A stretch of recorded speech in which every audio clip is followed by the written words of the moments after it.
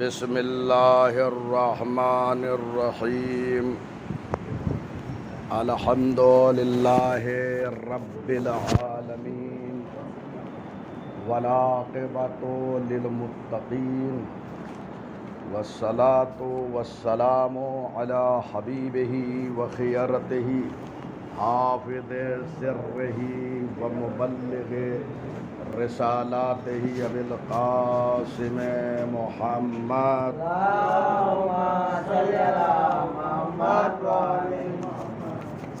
وآلہ الأطیبین الأطہرین الأنجبین لا سیما بقیت اللہ فی الأرضین روحی وارواح العالمین لتراب مقدمہ الفداء واللعن الدائم علی دائهم اجمعین من یومنا هذا الى قیام یوم الدین اما بعد اوصیکم ونفسی بتقوی اللہ۔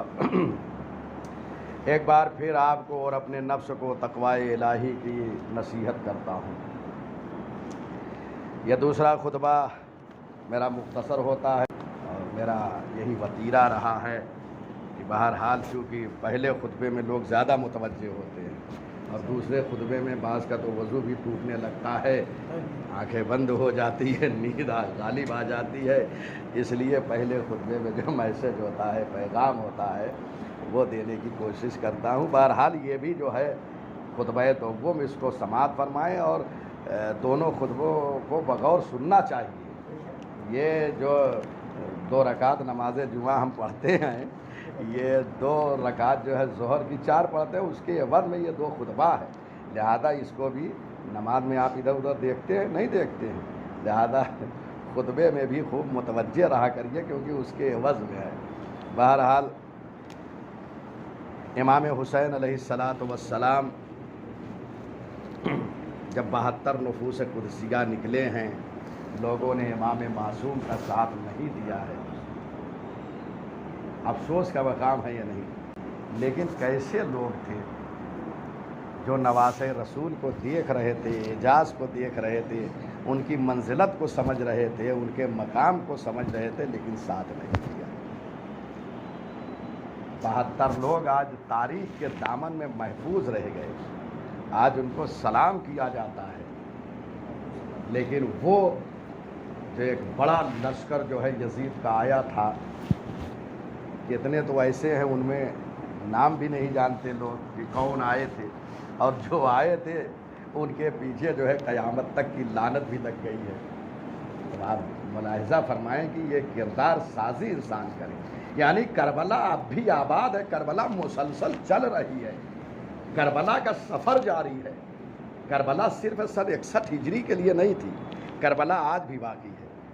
اگر حسین کے مقاصد کے ساتھ ہم چل رہے ہیں تو ہم کربلا کے ساتھ چل رہے ہیں۔ میں نے ایک بات کہی تھی کہیں کسی مقام پر، کسی منزل پر، کہ آج بھی لوگ شہدائے کربلا ہو رہے ہیں، آج بھی لوگ شہدائے کربلا ہو رہے ہیں۔ وہ کیسے؟ وہ تو امام حسین کے ساتھ 72 شہید ہوئے بشمول امام حسین علیہ السلام، وہ تو سن 61 ہجری میں کربلا کے شہید ہیں۔ آج جو جگہ جگہ کربلا کے نام پر مجلسوں میں مارے جا رہے ہیں، بم اسفوٹ کیے جا رہے ہیں، یہ کس بنیاد پہ مارے جا رہے ہیں؟ یہ کربلا کی بنیاد پر، یہ کربلا کے ماننے والے ہیں، لہذا یہ شہید کس کے ہوئے؟ شہید کربلا، شہید کربلا۔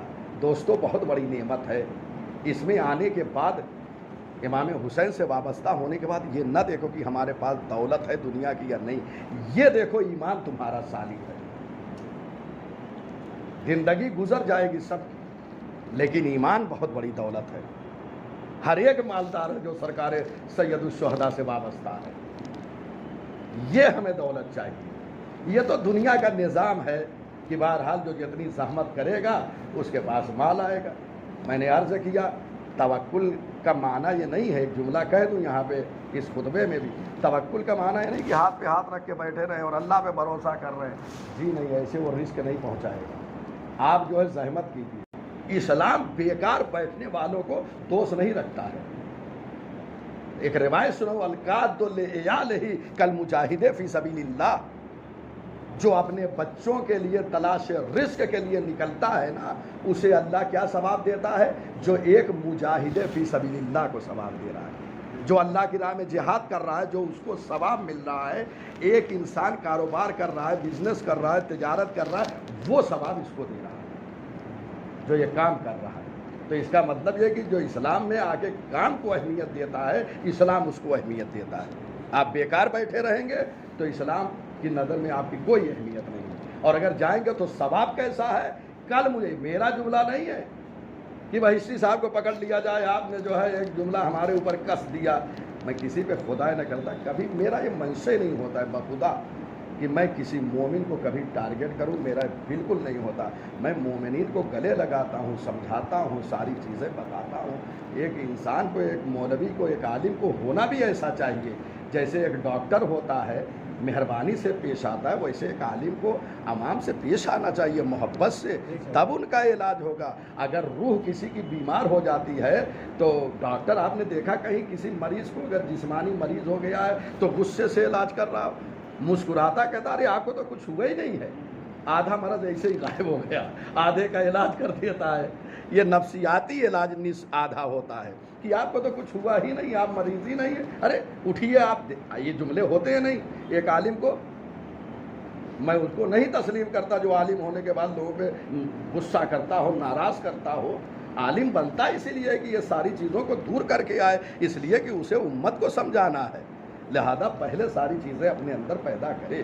بہرحال یہ حدیثیں چونکہ معصوم نے بیان کی ہے، اس لیے میں بیان کر دیتا ہوں، لہذا ہم اس کو آئین بنائیں، اپنا آئیڈیل بنائیں ان حدیثوں کو، اور ایسا بنے کہ اسلام کی نظر، معصومین کی نظر ہمارے اوپر ہو۔ جب ایسی ہماری زندگی گزرے گی تو منتخب ہوں گے امام کے لشکر کے لیے، اس لیے کہ ہر ایک کی قسمت میں منتخب ہوتا نہیں ہے، انتخاب ہر ایک کا نہیں ہوتا ہے۔ ہم چل رہے ہیں اور شیعہ ہیں، امام کے ماننے والے ہیں، 12 امام کو تسلیم کرتے ہیں، امام آئیں گے تو ہمیں ہر ایک کو جگہ نہیں ملے گی، اسی لیے بار بار اتنا کرنے کے بعد ہم دعائیں کرتے ہیں کہ پروردگارا امام کے لشکر میں ہمارا بھی شمول ہو جائے۔ کیوں؟ اس کی دلیل موجود ہے۔ میں تمام کر رہا ہوں بس 2 جملہ کہہ کے، اس کی دلیل موجود ہے۔ سرکار سید الشہداء حضرت ابا عبداللہ الحسین کا جب قیام ہوا تھا تو امام حسین علیہ السلام جو ہے راہ کوفہ میں تھے، کوفہ کے راستے میں ایک شخص کو دیکھا، ظاہراً تاریخ نے لکھا ہے کہ ایک منزل، کیونکہ جیسے اسٹیشن ہوتے ہیں نا آج کل، پہلے منزلیں ہوتی ہیں، منزل ہوتی تو لوگ وہاں اترتے تھے، جگہ ہوتی تھی، پڑاؤ ڈالتے تھے، یہ ساری چیزیں گزشتہ زمانے میں تھی۔ تو سرکار سید الشہداء جب قصر بنی منازل کے پاس پہنچے ہیں، ایک منزل تھی، تاریخ نے یہ جملہ لکھا ہے، وہاں پہ جب پہنچے ہیں تو دیکھا کہ کوئی ایک خیمہ لگا ہوا ہے، علیکم السلام ورحمۃ، دیکھا کہ کوئی ایک خیمہ لگا ہوا ہے۔ امام نے کہا یہ کون ہے؟ بھیجا کسی کو، تاریخ نے لکھا ہے کہ وہ جناب قیس ابن مساہر تھے جن کو بھیجا امام نے کہ جاؤ دیکھو وہ کون صاحب ہیں، کیوں یہاں پہ خیمہ نصب کیے ہوئے ہیں، ان کا کیا کام ہے، جاؤ اگر دیکھو کون ہیں ان کو میری طرف دعوت دو اور جو ہے میری طرف بلاؤ، اللہ کی طرف، اللہ کے لیے جو ہے وہ نکلے، اس راستے میں قیام کرے۔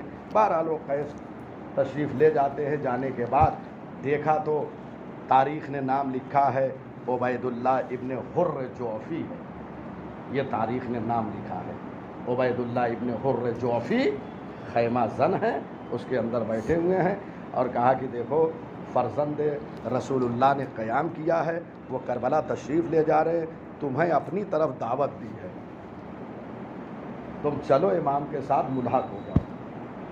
بہرحال جواب جو ہے نفی میں دیا، امام کی طرف آنے کے لیے آمادہ نہیں تھے، نیوٹرل بن رہے تھے۔ آج کے زمانے میں ہم نہ ادھر رہیں گے نہ ادھر رہیں گے، ہم نیوٹرل ہیں۔ نیوٹرل کہاں بنا جاتا ہے جانتے ہیں؟ جہاں 2 باطل گروہ ٹکرا جائے وہاں پہ نیوٹرل بن جائیے آپ۔ 2 ظالم جیسے بنی امیہ بنی عباس اگر لڑے ایسی حکومتیں تو آپ وہاں پہ نیوٹرل ہو جائیے، لیکن اگر حق و باطل کا مارکا ہو تو اب کہیں ہم تو نیوٹرل ہیں، یہاں پہ نہیں چلے گا، یہاں پہ حق کا ساتھ دینا ہے، سرکار سید الشہداء ابا عبداللہ الحسین کے ساتھ آنا ہے۔ تو بہرحال عبید اللہ ابن حر جعفی دعوت دیا، جب وہ نہیں آئے تو خود سرکار سید الشہداء امام حسین علیہ السلام تشریف لے گئے اور عبید اللہ ابن حر جوفی سے کہا کہ دیکھو میں کربلا جا رہا ہوں اللہ کی راہ میں جہاد کرنے کے لیے، اور یہ بھی بتا دوں میں تمہیں اپنی طرف دعوت دے رہا ہوں، وہ خون بہائے جائیں گے۔ امام نے سب پہ یہ روشن کر دیا تھا کہ ایسا نہیں ہے کہ کوئی لڑائی ہوگی مال غنیمت ملے گا تو حضور کے زمانے کی طرح تمہیں گھوڑے ملیں گے، جواہرات ملیں گے، نہیں، آج صرف خون دینا ہے۔ امام نے سب، چنانچہ وہ جناب مسلم کی خبر جب راستے میں ہوئی ہے اور وہ امام کو تنہا لے جا کے بتانے والے تھے کہ ذرا آپ تشریف لائیے تو آپ کو ایک خبر دیں کوفے کی، ہم کوفے سے ایک خبر لے کر آئے، تو امام نے کہا جی نہیں، تنہائی میں نہیں، جو کچھ کہنا ہو میرے اصحاب کے سامنے کہو، اس لیے کہ ساری باتیں ان پہ روشن ہے اور ہمیں خون دینا ہے۔ شہادت مسلم کی خبر مجھے تنہائی میں نہ دو، سب کے سامنے خبر دے دی گئی۔ امام نے عبید اللہ ابن حر جوفی سے کہا کہ دیکھو میں جا رہا ہوں۔ کہا مولا میں تو کوفے میں تھا اور معلوم ہوا کہ آپ تشریف لا رہے ہیں۔ پہلے امام کا کوفے ہی ارادہ تھا، کیونکہ جناب مسلم کو بھیجا تھا اور کہا تھا حالات اگر اچھے ہوں تو لکھنا، تو وہاں پہ ایک خبر تھی کہ امام حسین سرکار سید الشہداء تشریف لا رہے ہیں۔ تو عبید اللہ ابن حر جوفی کوفے کے رہنے والے تھے۔ خوب دقت کیجئے، تاریخ میں دے رہا ہوں اور اس سے ایک نتیجہ دے رہا ہوں۔ عبید اللہ ابن حر جوفی کوفے کے رہنے والے تھے۔ جب سنا کہ امام تشریف لائے ہیں، یہاں سے خطوط گئے ہیں، بہت سارے لیٹرز گئے ہیں، تو انہوں نے کہا اگر امام آئیں گے تو میں تو امام کا ساتھ نہیں دے سکتا کوفے میں، لہذا بہتر ہے کہ شہر پہلے ہی چھوڑ دوں، شہر پہلے ہی چھوڑ دوں۔ شہر کو جو ہے چھوڑ کر وہی نکل گئے تھے اور وہاں پہ چنانچہ امام حسین علیہ السلام نے دیکھ لیا۔ امام نے کہا دیکھو میں تمہیں دعوت دے رہا ہوں، تو اب چونکہ کوفے سے نکلے تھے بھاگنے کے بہانے، تو اب کیا ساتھ دیتے امام کا؟ امام سے کہا فرزند رسول مجھے معاف کیجئے، میں آپ کا ساتھ نہیں دے سکتا۔ دیکھ رہے ہیں تقویٰ، توکل، تقدس ہو تو امام کا ساتھ انسان دیتا ہے۔ کہا ہاں ایک کام ضرور ہے کہ میں ایک گھوڑا لے کر آیا ہوں، بڑا زبردست گھوڑا، بہترین گھوڑا ہے، آپ اس کو لے لیجئے، یہ ایسا گھوڑا ہے کہ جس کے پیچھے یہ گیا ہے اس کو اپنا شکار بنا لیا، ایسا گھوڑا ہے، اور اگر کوئی جو ہے اس گھوڑے کو لے کر بھاگ گیا ہے میدان سے تو کوئی پیچھا نہیں کر سکا ہے۔ ایسا گھوڑا مولا آپ کو نہیں ملے گا، یہ گھوڑا میں آپ کے حوالے کر رہا ہوں اور یہ بہترین تلوار ہے میری آپ کے حوالے، لیکن مجھے معاف کرو، میں آپ کا ساتھ نہیں دے سکتا۔ امام نے کہا میں تمہیں اللہ کی طرف دعوت دے رہا ہوں، نہ مجھے تمہارے گھوڑے سے کوئی سروکار اور نہ تمہاری تلوار چاہیے۔ کیوں؟ اس لیے تمہارا گھوڑا نہیں چاہیے، نہ تو حسین ابن علی بھاگتے ہوئے کو مارے گا کہ تیز گھوڑے کی ضرورت ہو، اور نہ میں حسین میدان چھوڑ کر جانے والا ہوں کہ میرا کوئی پیچھا کرے، لہذا تمہارے گھوڑے کی مجھے ضرورت نہیں ہے اور نہ تمہارے تلوار کی ضرورت۔ امام نے خدا حافظ کہا اور امام چلے گئے۔ دیکھ رہے عبید اللہ ابن، بہترین موقع تھا لیکن قسمت نہیں تھی، عمل ایسا نہیں تھا، کردار۔ لیکن وہیں پر ایک دوسرا شخص جسے تاریخ نے زہیر ابن قین لکھا ہے۔ زہر قین شیعہ نہیں تھے، شیعہ نہیں تھے، نان شیعہ تھے، وہ بھی خیمہ دن ہوئے، اپنے بیوی بچوں کے ساتھ حج سے واپس ہو رہے تھے اور ایک جگہ خیمے میں تھے، تو وہاں بھی امام نے بھیجا کہ یہ کون ہے، کسی کو بھیجا اپنے نمائندے کو۔ تو جانتے ہیں اب بیویوں کو گھر میں بھی ذرا دینی تعلیم خوب اور احکام الہی، تاریخ اور ساری چیزیں بتاتے رہیں، اور عورتوں کا کردار یاد رکھیے دین کے تحفظ میں بہت زیادہ ہے۔ انشاءاللہ کسی موقع پہ اگر عشرہ ہو تو صرف خواتین کا جو کردار اسلام میں رہا ہے نا، ایک عشرہ پڑھا جا سکتا ہے بہترین۔ تاریخ اسلام میں خواتین کا ریاحین الشریعہ ایک کتاب 4-5 جلدوں میں لکھی گئی ہے، صرف عورتوں کا صدر اسلام سے جو کردار رہا ہے اس کو بیان کیا گیا ہے۔ تو اس میں کہتے ہیں کہ زہیر ابن قین کے پاس گئے اور انہوں نے بھی ذرا سا آنے سے انکار کیا امام کے پاس، چونکہ شیعہ تو تھے نہیں کہ امام کے پاس آ جاتے، لیکن جب سنا کہ ارے فرزند رسول نے بلایا ہے تو ان کی بیوی جن کا نام تاریخ نے دیلم یا دلہم، یہ 2 نام بتائے ہیں، یعنی ایک ہی ہیں، بعد میں لکھا کہ دیلم نام تھا، بعد میں لکھا کہ دلہم ان کا نام تھا، یہ نام جو ہے بتائے ہیں۔ اس نے کہا ارے فرزند رسول اللہ بلا رہے اور تم نہیں جا رہے ہو، وائے ہو تم پر۔ دیکھا غیرت دلائی خاتون نے، فوراً جو ہے امام کے پاس آئے اور امام سے کہا کہ میں دیکھو کربلا کی طرف جا رہا ہوں، تمہیں آنا ہو تو میرے ساتھ چلے آؤ اور وہاں خون بہایا جائے گا، شہادت ملے گی۔